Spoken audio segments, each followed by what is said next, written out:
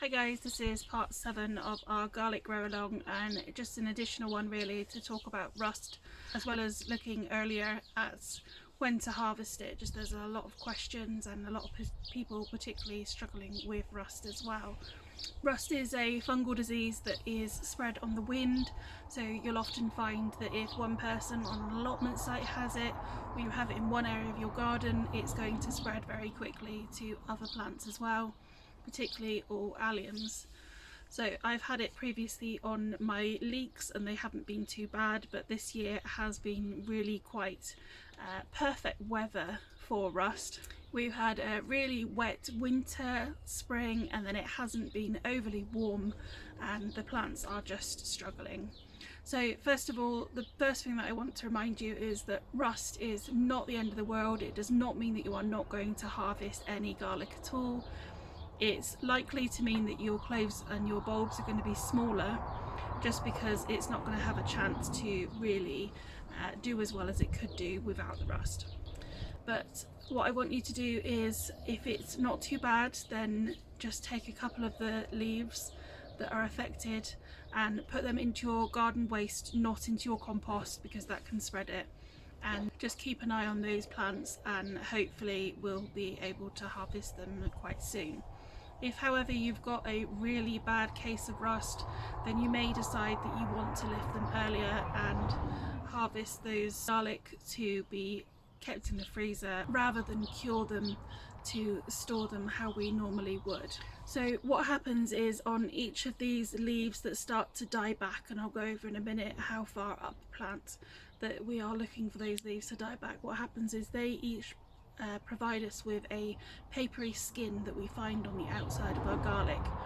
So by removing some of these leaves, the above ground leaves are going to be affected, but the bulb beneath the soil, particularly with the rust, should be absolutely fine, and you should find that you can cure them, cut off the leaves and just store them in a bag rather than plat them if they're soft neck varieties.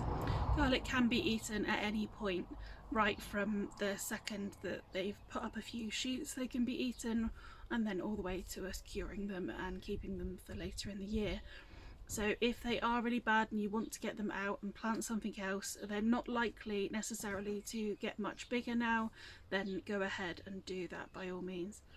If you are however growing some under cover in a polytunnel or a greenhouse, then the chances are that you won't have any rust. But also when we look at coming to harvest them, the leaves won't necessarily die back as they do on the outside garlic, and they may be ready a little bit sooner. So just feel down the bulb like I'm going to show you in a moment, and run your hand round the edge, and once those cloves start to split and you're happy with them, then you can lift those whenever you're ready. I will show you when I start to get my leaves yellowing and dying off later in a few weeks as well, to when I start looking at harvesting them. I have started looking at just, the size of the bulb and whether or not they're doing very well, and they seem to be doing quite well. There are a few smaller ones, but mostly they're doing quite good and putting on a good size. It's definitely not time to harvest them yet, so just a little bit more patience. Another thing that I would like to point out though is that when we have removed all of these, we are going to be thinking about what we can plant in that area afterwards. I don't follow personally the 4-year rotation rules myself. All I do is make sure that I don't plant anything from the same family in the same bed.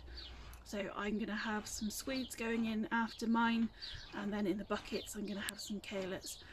But just make sure that you don't follow them with your leeks and your onions and things like that, because you could cause more issues with the rust that's already there or any other pests that do affect your alliums.